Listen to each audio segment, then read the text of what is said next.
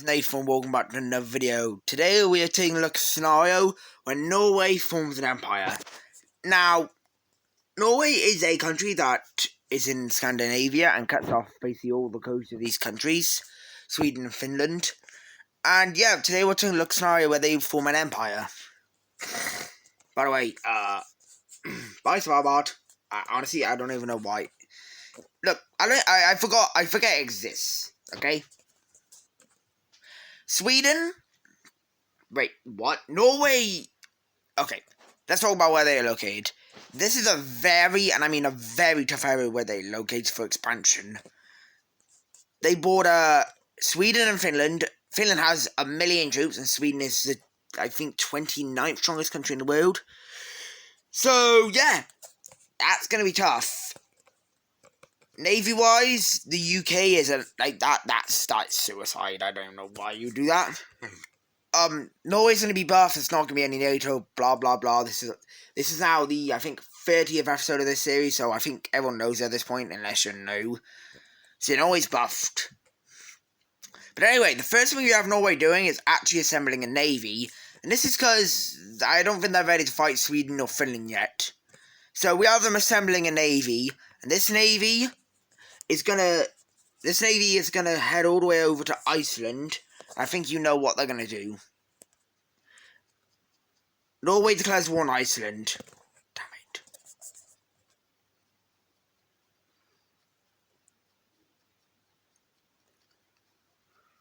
So Norway will declare war on Iceland, and Iceland is pooping their pants.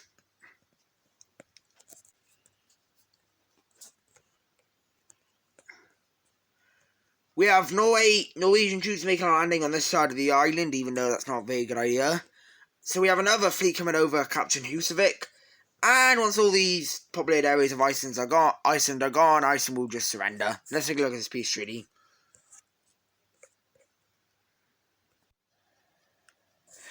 Anyway, Norway's now fully annexed Iceland, and this will give them a bigger grasp over this area. As now, damn it,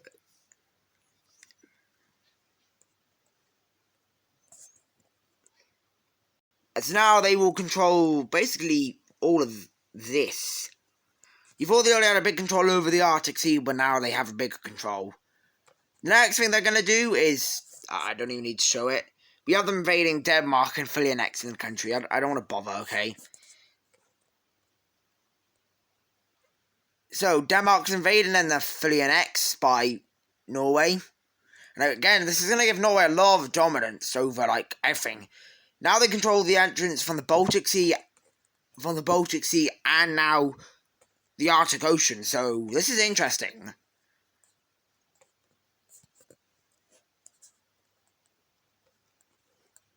But now finally Norway will give up to go to war with Sweden, and Norway will declare war on Sweden. This is a pretty big war because, well, you know, Norway. Yeah, I don't know what to say. If Norway's main goal is rush over to Stockholm, capture, and you win, basically. So let's see what they do. First off, troops stationed in Denmark exit out, and the main reason Norway wanted Denmark was not only control of the Baltic Sea, but control over, well, this, because literally just a bridge you cross and that's it, you're in Sweden. So Malmo's captured, one of Sweden's biggest cities, I'm pretty sure. And now we see a ton of Norwegian troops exiting out from the main country itself.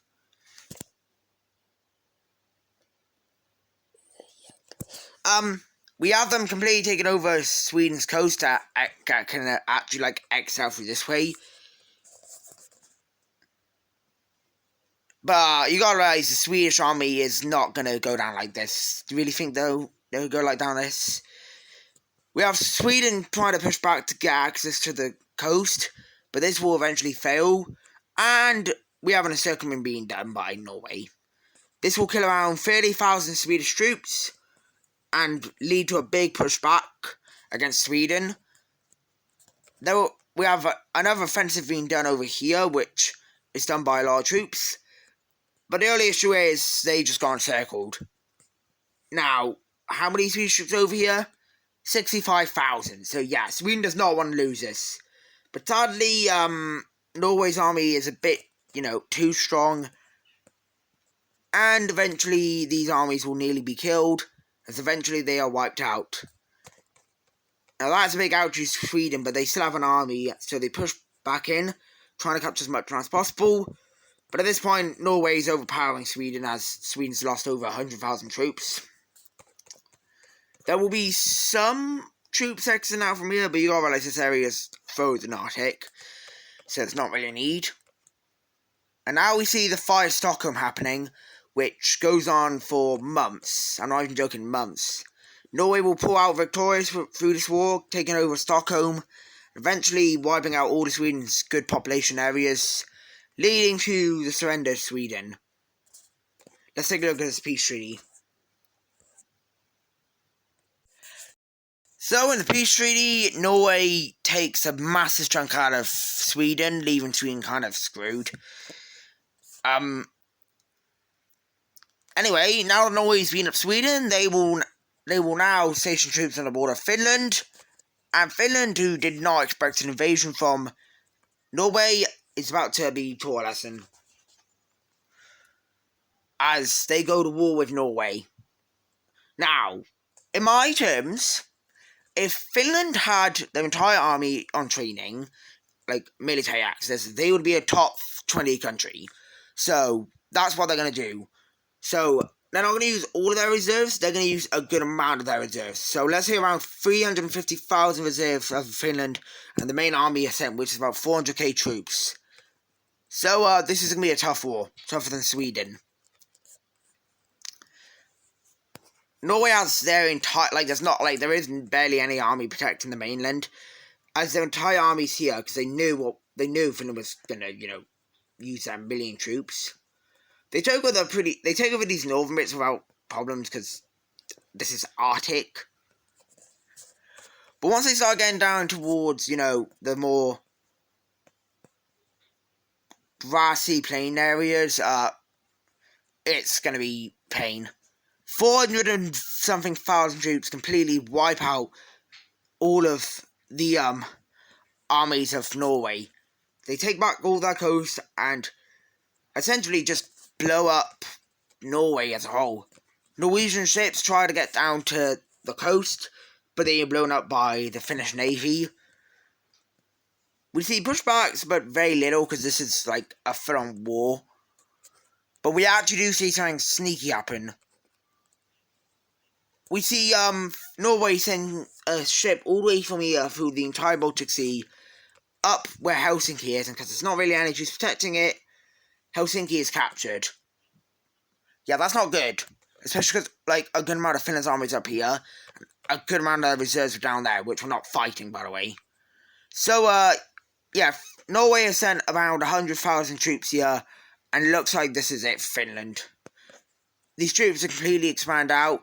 Finland will retreat every troop from here to push down here, which goes well. They don't capture Helsinki, though. So, we kind of have something like that happening. But at the end of the day, Finland, Norway's is going to push down through. Until eventually they will hit a stalemate, and a stalemate will break out between both sides for ages and ages.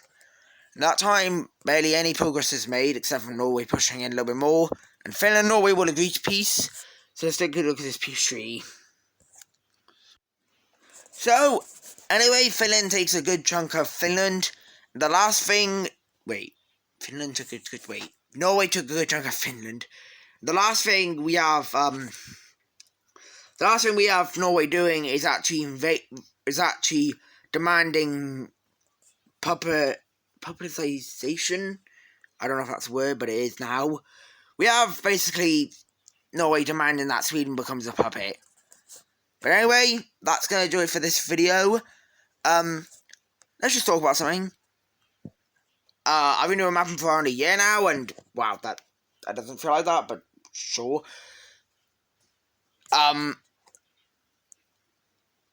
The Empire series might not, come back to its fullest extent. It's still going to be around. It's just... you might not see these videos around as much as you used to.